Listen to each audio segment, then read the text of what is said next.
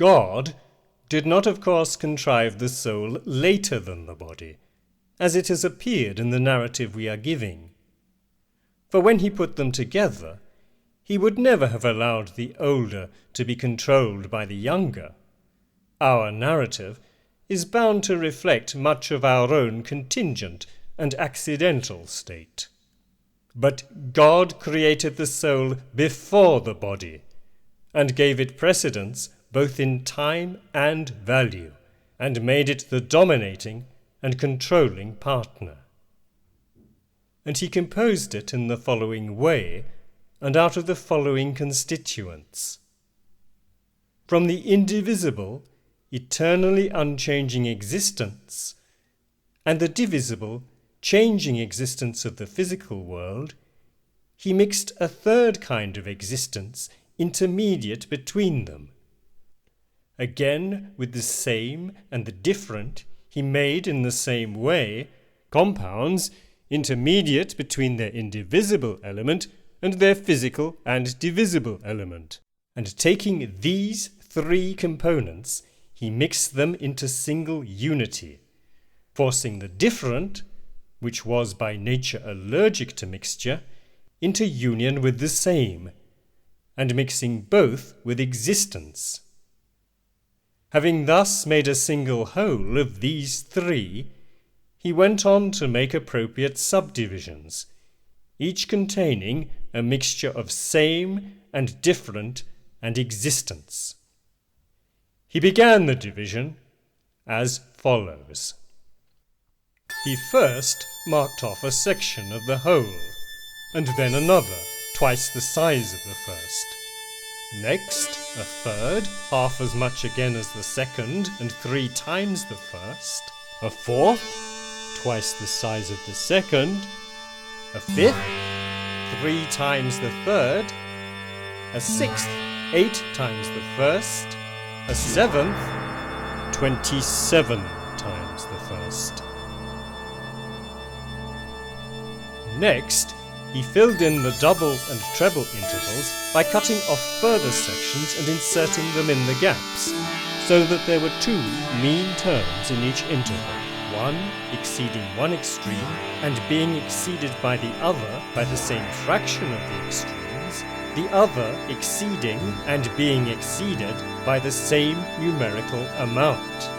These links produced intervals of 3/4 and 4/3 and 9/8 within the previous intervals, and he went on to fill all intervals of 4/3 with the interval 9/8. This left, as a remainder in each, an interval whose terms bore the numerical ratio of 256 to 243. And at that stage, the mixture from which these sections were being cut was all used up.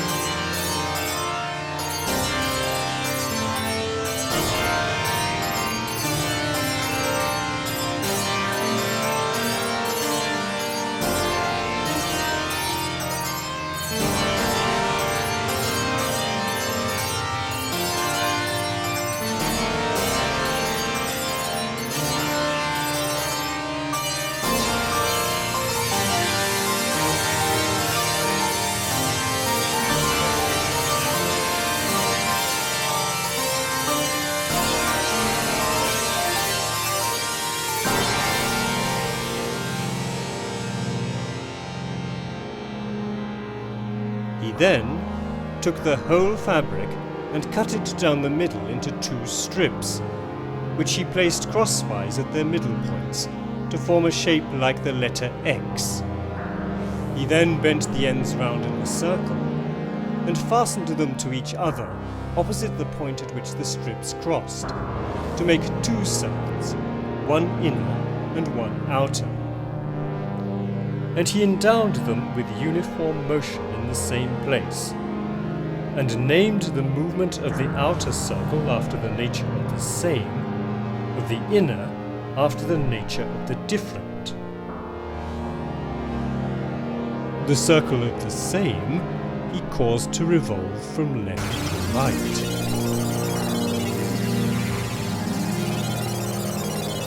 And the circle of the different from right to left on an axis inclined to it, and made the master revolution that of the same.